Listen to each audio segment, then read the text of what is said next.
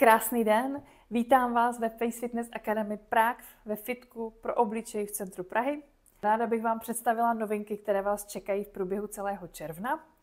Nebudu vás zatěžovat dlouhými e-maily, proto jsem natočila toto video. Ten, kdo si ho chce, tak ať si ho pustí. Ten, kdo nechce, tak klidně ať se odhlásí z odběru. Pro mě je důležité, ať tady dostávají informace ti, co opravdu o to stojí. Mám pro vás novinku. Je to tahle čočka. Možná ji vidíte, je ze skla a povrch má z křemíku. Křemík odchází z naší pokožky po 25. roce, prostě ubývá. Máme ho v nechtech, ve vlasech, pokožce, prostě všude v našem těle, je pro naše tělo a pro krásu hodně důležitý. A tím, že se z našeho těla ztrácí, tak je potřeba doplňovat. Mně se tato pomůcka, tato čočka líbí. Za prvé to je český výrobek od české sklenářky. A touto čočkou si uděláte peeling obličeje.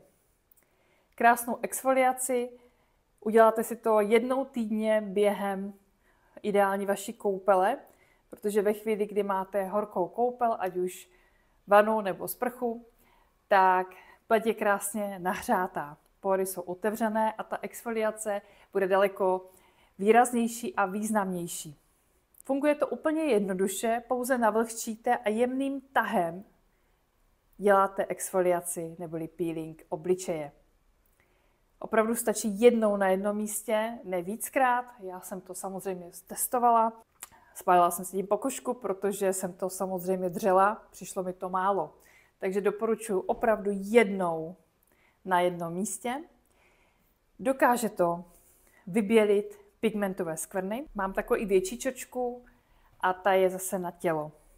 Ta čočka jde používat několikanásobně, to znamená, že já si myslím, že tak 4-5 měsíců, možná i půl roku vám vydrží. Nepotřebujete k tomu žádný přípravek, žádný peeling, nic, prostě jednoduchá čočka, jakmile se obrousí, tak ji dáte do skla, do odpadu, takže nezatěžuje ani životní prostředí, prostě mi takové věci dávají smysl. Jednoduché, účinné.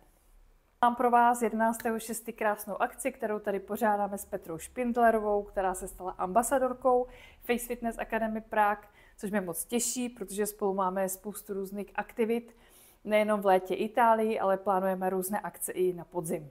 Naše spojení mě baví a jsem ráda, že Petra přijala a stane se ambasadorkou Face Fitness Academy Prague. Spolu s ní tady děláme akci a představení nové organické kosmetiky, která je španělská, je čistá, bio, ale funkční.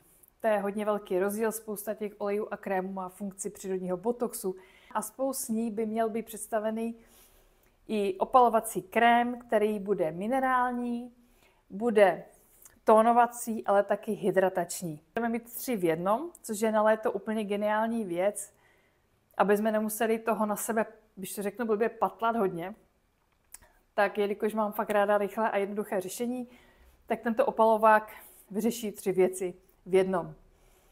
Hodně oblíbená bukální masáž je 12.6. Pokud vás zaujalo, ještě je tam pár míst volných. A jinak samozřejmě mám vypsané kurzy až do září. Je tam yoga, je tam baňkování, tejpování, různé kombinace. A nebo bych vás chtěla pozvat na individuální konzultaci se mnou, kde se naučíte mix různých omazujících technik, které budou vhodné právě pro vás, pro vaši pleť, pro váš typ pleti, typ obličeje. A mým cílem je, aby vás celý ten koncept bavil.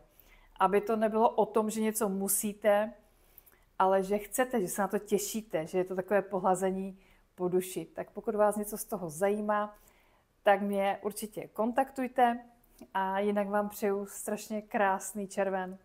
Užívejte, věřím, že bude i sluníčko a těším se příště. Ahoj.